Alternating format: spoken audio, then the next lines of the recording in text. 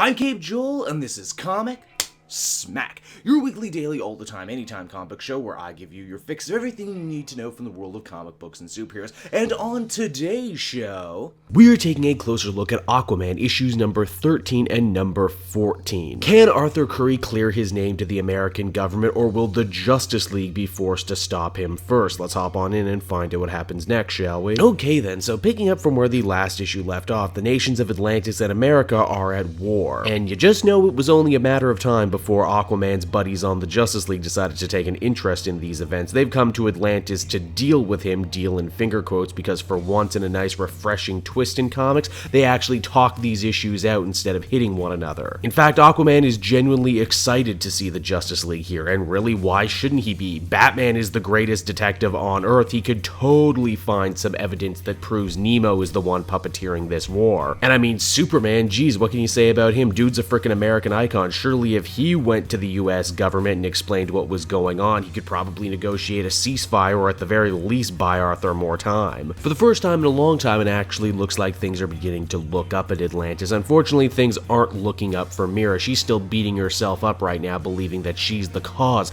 of all of this chaos and destruction, and that the Widowhood's crazy vision of the deluge is actually coming true. It's also at this point too, N.E.M.O decides to move ahead with the next stage of their plan, and that is to disguise themselves as the US Navy and attack Atlantis head on. Aquaman thanks the League for all their help, but says they can't actually get involved in any of the fighting, because if they're seen picking sides, well, that could be really bad for everybody. Aquaman gets out there and manages to deal with the N.E.M.O guys. Unfortunately, by destroying this ship, he now looks even more guilty. Once again, he played directly into the hands of Black Manta and the bad guys. He hopes that he can at least take the ship's captain hostage, so, you know, as a better way to strengthen his case, but Black Manta, who seems to have learned a thing or two from his time in the Suicide Squad, makes the dude's head explode with a coral bomb. Superman and the rest of the League go to Washington to try and advocate on Arthur's behalf, and while they really do have their ducks in a row, the Weasley little military-industrial complex guy isn't hearing any of it. Apparently, he's already conspired with a bunch of generals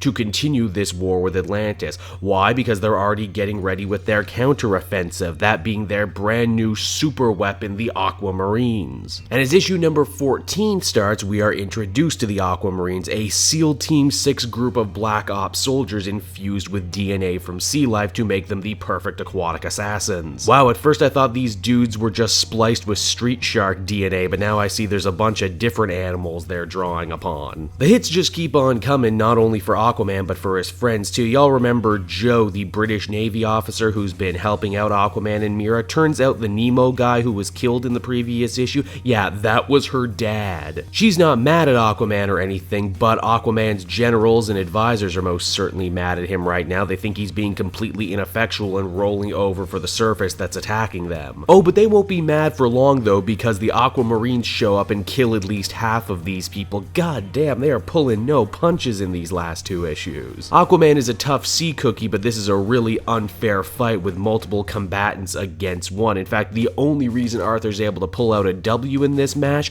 is because Mira does a run-in and saves him with her powers. Keep in mind, she's doing this after the head of the Widowhood told her that the only way that she could stop the prophecy from coming true is to stay away from Arthur completely, so clearly she's thrown that advice out the window for love. With his forces decimated and the war only getting worse, what does Aquaman decide to do? Well, he has two plays here. First off, he gets one of his scientists to backtrace the sonic device used to detonate the coral bomb from the previous issue. It's a variation on the telepathic abilities that Aquaman uses to manipulate sea life, and furthermore, he gives a big address to the people of Atlantis. He says, look, I know you don't like how things are going right now, I know you don't like how I'm trying to clear my name, clear your name without violence, but I tell you what, I'm gonna try and do it my way one last time, and if I fail, I step down as king. Wow, that's taking a ton of personal responsibility, both as a king and a superhero. As the comic winds down, Aquaman follows the trail of N.E.M.O back to their base of operations, only to be shocked to discover that it's actually Black Manta